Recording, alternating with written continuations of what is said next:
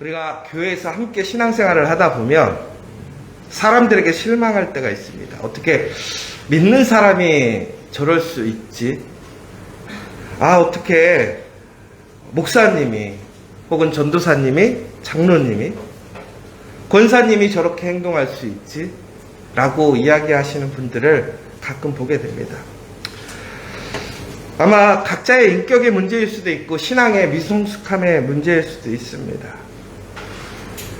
여러분, 우리가 교회 안에서 특별히 또한 우리가 여러 가지 관계 안에서 우리 신앙인들이 우리 온전치 못한 그 믿음으로 살아가게 될 때에 많은 시험과 또한 이야기거리가 되는 것이 가능하다고 생각하십니까? 아니면 안 된다고 생각하십니까? 저는 이렇게 생각이 들어요.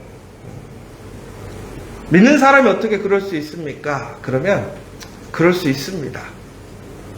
왜 그런 줄 아십니까? 우리는 아직 완전하지 않기 때문에 그래요. 아브라함이 하나님께 부름을 받아서 하나님의 신실하신 은혜와 동행하심을 그는 매일매일 삶 속에서 경험했었습니다. 그런데 그는 큰 위험이 왔을 때에 예전에 살던 삶의 방식을 버리지 못했던 것이죠. 그것이 훨씬 더 익숙했던 것입니다. 하나님께서 아브라함을 부르실 때 그의 나이가 70살이었습니다. 세상을 이제는 어찌 보면 정리해야 될 시기였는데 하나님은 그의 인생을 새롭게 시작해 하시는 거예요. 여러분, 그런데 이것은 하나님께서 아브라함의 인생에 너는 70살에 새로운 인생을 시작하게 될 거니까 준비해라 라고 하셨던 것이 아니지요. 바로 그 70살에 아브라함을 새롭게 부르시고 명령하셨습니다. 그리고 아브라함은 그것에 순종하고 믿음으로 나아가게 된 것이지요. 바로 여기서 문제가 생기는 거예요. 우리가 하나님께 순종할 수 있습니다. 믿음을 가질 수 있어요. 그런데 우리의 삶이 완전해질 수는 없다라는 것입니다.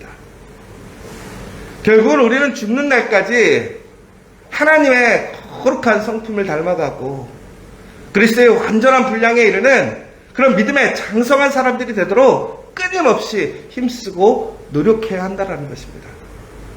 그렇지 않으면 우리 또한 우리의 삶의 과거의 모습과 또한 나의 인간적인 습성 때문에 우리는 내가 의도하지 않고 또한 내가 바라지 않는 결과를 마주하게 되는 것이죠. 오늘 아브라함도 마찬가지예요. 오늘 다시 한번 아브라함은 자신의 아내를 누이라고 속이라고 얘기했습니다. 왜 그랬습니까? 너무나 이쁜 거예요. 사라가 너무 이쁜 거예요. 그러니까 항상 아내를 통해 자신이 피해를 입을 것이라고 생각을 하는 거예요. 여러분, 우리가 어찌 보면 참 이해가 안 가는 부분이 있어요. 아브라함은 그 시대의 거부입니다. 그에게는 막강한 군대도 있습니다. 근데 뭐가 두려워서 아내 사라를 자기의 누이라고 속이라고 얘기를 하고 있을까요? 여기는 바로 이방인의 마음이 있는 거예요. 아브라함은 타지에서 들어온 이방인입니다. 아무리 좋은 관계를 유지하고 있고 지금 사람들에게 영향력을 끼치고 있지만 그것이 한순간에 무너질 수 있는 거예요. 더 나아가서는 아브라함보다 더 뛰어나고 더 능력 있고 더 많은 군대를 가진 사람들이 있다라는 거예요. 그러니까 항상 아브라함도 불안과 두려움을 갖고 있는 거예요. 여러분, 우리가 돈이 많다고 두려움이 없습니까? 우리가 대통령이 되었다고 해서 두려움이 없습니까? 아니잖아요. 대통령이 되면 나중에 퇴임하고 자기의 안전을 위해서 얼마나 부단히 애를 쓰는지 몰라요. 돈이 많은 사람들은요, 더 돈을 많이 가지려고 그래요. 왜? 내가 추후에 안전하고 싶어서. 오늘 아브라함은요, 현실적으로 하나님의 큰 은혜를 누리고 하나님이 동행하시며 그에게 약속을 주셨지만 그는 세상 속에서 살아가고 있습니다. 세상의 방식과 세상의 기준에서는 그는 아직 부족함을 느끼는 거예요. 연약함을 보는 거예요. 여러분, 바로 여기서 우리는 신앙과 우리의 삶의 갭을 느끼는 것이죠. 그러다 보니까 의도치 않게 또한 나의 연약함을 통해서 우리는 그것이 나도 모르게 그렇게 흘러가게 되는 것이고 또한 이야기하게 되는 거예요. 그러나 여러분, 아브라함이 이 이야기를 언제 했느냐?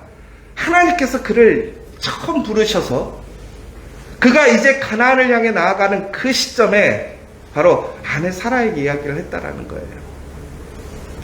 그 과정 속에서 하나님은 더욱더 많은 은혜와 능력을 통해서 아브라함과 하나님이 동행하심을 그에게 확증했었고, 더 나아가서는 그를 통해서 그의 사촌 롯의 가족도 구해주시는 은혜를 보여주셨어요. 하나님이 아브라함과 함께 하시고 아브라함의 이야기를 들으신다라는 그 사실을 아브라함이 알려주신 거예요. 그럼에도 불구하고 아직도 그에게는 해결되지 않는 두려움이 있더라는 거예요. 우리가 신앙의 삶을 살아가면서 하나님의 은혜를 경험하게 돼요. 하나님을 고백하게 되죠. 그러나 우리가 해결하지 못하는 두려움이 있어요. 여러분, 그러나 그것마저도 하나님께서 우리를 완전하게 하시고 보호하심을 믿으시기 바랍니다. 이런 믿음의 사람마저도 그 두려움을 하나님께 맡기지 못하는 거예요. 중국에는 어떻게 됩니까? 바로 그 근처에 있던 왕 아비멜렉이 이제 사라를 아내로 데려가 버리는 사건이 생깁니다.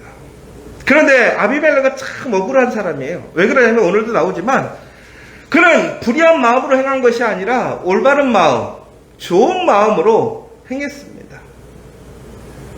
그러나 하나님께서는 아브라함에게 약속하셨던 그 이삭의 그 놀라운 그 역사가 이루어지게 하기 위해서 아비멜렉에게 찾아가서 너는 그 여인을 취하지 말고 주라고 얘기를 하는 거예요. 그러나 여기서 우리가 한 가지 잘 보셔야 돼요. 나의 믿음 없음으로 나의 연약함을 통해서 다른 사람을 죄짓게 할 수 있다는 거예요. 여러분, 어떤 사람들이 보면요, 우리가 살아갈 때 나를 실망시키고 나를 어렵게 하는 사람들이 있어요. 그런데 여러분, 정말 그 사람의 문제인가를 잘 생각해 봐야 돼요. 내가 그 사람을 죄짓게 하고 있지는 않는가를 잘 생각해 봐야 돼요. 내가 그 빌미를 주는 사람이 아닌가를 생각해 봐야 돼요. 여러분, 진짜 믿음의 사람은요, 나 혼자 죄 안 짓는 것에서 끝나는 게 아니에요. 나의 부족함, 나의 연약함, 나의 믿음 없음이 오히려 다른 사람들을 시험에 들게 하고 다른 사람들의 그 온전하고 순수한 마음을 왜곡시키는 사람이 아닌가를 우리는 철저히 하나님 앞에 회개해야 한다는 거예요. 오늘 아브라함은요, 자기가 살기 위해서 이런 잘못된 일들을 행하다 보니 문제를 발생시키는 거예요. 분명히 오라버니가 맞지요. 그러나 그는 하나님을 통해서 약속을 받았어요. 사라를 통해서 하나님의 거룩한 언약의 백성, 하나님의 놀라운 은혜가 성취될 거라는 거예요. 그렇다면 그는 당대하게 내가 그 사라의 남편이고 그 사라를 통해서 우리는 하나님의 언약의 씨를 맺을 것이라는 것을 선포하고 지켰어야 한다는 거예요. 그런데 그는 그렇지 않았어요. 그 순간의 두려움 때문에 그의 안전을 위해서 그는 적당히 타협한 거예요. 우리가 신앙생활을 하다 보면 특별히 우리는 세상 속에서 타협의 시점이 옵니다. 여러분, 이게 쉬운 일이 절대 아니에요. 내 신앙을, 내 믿음을 온전히 나타내고 그 시험과 도전 앞에 당당하게 믿음의 사람으로 선다라는 것, 믿음의 방식으로 그 문제를 해결한다라는 것은 결코 쉬운 일이 아니에요. 그런데 그것이 진짜 살리는 일이고 나를 지키는 일이고 하나님의 은혜를 온전하게 받는 방법이라는 거예요. 아브라함의 연약함을 통해서 하나님께서는 하나님의 그 언약이 깨질 위기에 처해지자 이제 아비멜렉을 통해서 아비멜렉에게 하나님은 다시 사라를 돌려보내게 하십니다. 그리고 아비멜렉은 오히려 그를 그 땅에 살게 하도록 권면하게 하시고, 더 나아가서는 사라가 받은 수치를 아비멜렉은 돈으로 보상해줘요. 아비멜렉은 그래야 될 이유가 없는 거죠. 속았던 건데, 오히려 속았음에도 불구하고 그가 아비멜렉에게 미안하다고 해야 되는데 아비멜렉이 오히려 아브라함에게 미안하다고 얘기해요. 왜 그렇습니까? 하나님을 두려워했기 때문에 그래요. 그런데 오늘 아브라함이 지금 그곳에서 그렇게 행했던 이유가 있어요. 우리가 어제도 보았지만 세상의 방식대로 살아갈 소망이 없는 그 소망을 잃어버렸던 그 롯의 두 딸들이 하나님의 올바른 방법이 아니라 세상의 방식으로 잘못된 결과를 낳는 걸 보게 되었어요. 마찬가지예요. 아브라함도 그곳에서는 하나님을 두려워하지 않을 거라고 생각했던 거예요. 그 사람들은 하나님을 두려워하지 않을 거라고 생각했던 거예요. 다시 얘기하자면 나의 오해와 나의 편견이 하나님의 은혜를 제한하는 거예요. 내가 오히려 그 잘못된 생각을 통해서 다른 사람들이 시험에 빠지게 하는 거예요. 그런데 그 근원이 뭐냐? 두려움이라는 거예요. 두려움. 여러분, 그러나 기억하십시오. 우리가 살다 보면 하나님을 두려워하지 않는 사람, 이 세상을 경험하게 됩니다. 그러나 결코 이 세상은 하나님을 두렵게 할 수 없습니다. 하나님이 이 땅을 다스리고 주관하시는 분임을 분명하게 기억하십시오. 여러분, 오늘 아브라함의 가장 큰 문제는 하나님의 그 땅에서 능력을 행하지 못할 거라고 생각했던 부분이 있었더라는 거예요. 아니에요. 하나님이 가장 강력한 왕이고 하나님을 두려워한다라는 사실을 기억하십시오. 믿지 않는 사람들도 하나님을 두려워해요. 종국엔 하나님께서 어떻게 하셨어요? 아비멜렉의 모든 가정에 틀을 닫으셨다라, 아이를 낳지 못하더라는 거예요. 여러분, 그런데 참 신기한 걸 봐요. 그런데 이때 아브라함이 그곳에 가서 기도를 해주자 그곳에서 태가 열려서 아이를 갖는 사건들이 일어나요. 여러분, 여기서 아주 중요한 사건이 있어요. 사라가 지금 아이를 낳습니까? 못 낳습니까? 못 낳는데 남의 집에 가서 기도해가지고 다른 집 애 낳게 해주는 거예요. 그러니까 중이 제 머리 못 가는다는 얘기가 똑같은 거죠. 이게 얼마나 웃기겠어요. 자기의 문제 해결하지 못하는데 하나님께서 그에게 기도를 통해서 다른 사람들의 문제를 해결해 주는 거예요. 내가 가지고 있는 동일한 문제를. 여러분, 그때 우리는 그렇게 생각하지 않습니까? 와, 하나님은 너무하시네. 나에게 약속하시고 나에게 복을 주시겠다고 하셨으면서 나에게는 허락하지 않고 다른 사람들에게만 이런 은혜를 주시네. 아니죠. 오히려 우리가 기도함을 통해서 그 능력들이 이루어지고 해결되어지는 것을 보게 되면 우리는 그것 때문에 불평하거나 내가 질투하는 것이 아니라 오히려 그것으로 감사하고 소망을 가져야 돼요. 왜? 아, 하나님에게 그 능력이 있구나. 그렇다면 오늘 무슨 얘기예요? 하나님이 나에게 그것을 이루지 않는다라는 것은 하나님의 능력 없음이 아니라 하나님의 때가 이르지 않은 거예요. 하나님의 무엇인가 계획이 있다라는 거예요. 여러분, 여기서 우리는 그 하나님을 신뢰해야 한다라는 거예요. 오늘 하나님은 다시 한번 하나님의 그 약속이 어떻게 이루어지는지, 하나님의 능력을 다시 한번 보여주시는 거예요. 종국에는 아브라함이 이 과정을 통해서 온전한 믿음, 성숙한 믿음, 남에게 해를 끼치는 믿음이 아니라 남에게 은혜가 되고 복이 되는 믿음의 사람으로 바뀌어가는 과정을 보게 됩니다. 여러분, 오늘 저는 그러한 온전한 믿음의 사람들이 여러분들이 되기를 원합니다. 여러분, 어느 순간에도 하나님을 인정하고 나타내는 사람들이 되십시오. 절대로 세상 가운데서 적당히 타협하고 두려움 때문에, 지금의 유익 때문에 하나님의 이름을 덮어버리고 세상의 방식을 내가 붙들고 살아가는 사람이 되지 않기를 원합니다. 그것이 중국에는 다른 사람들을 시험에 들게 하고 넘어뜨리게 하는 시험거리가 될 수 있다는 거예요.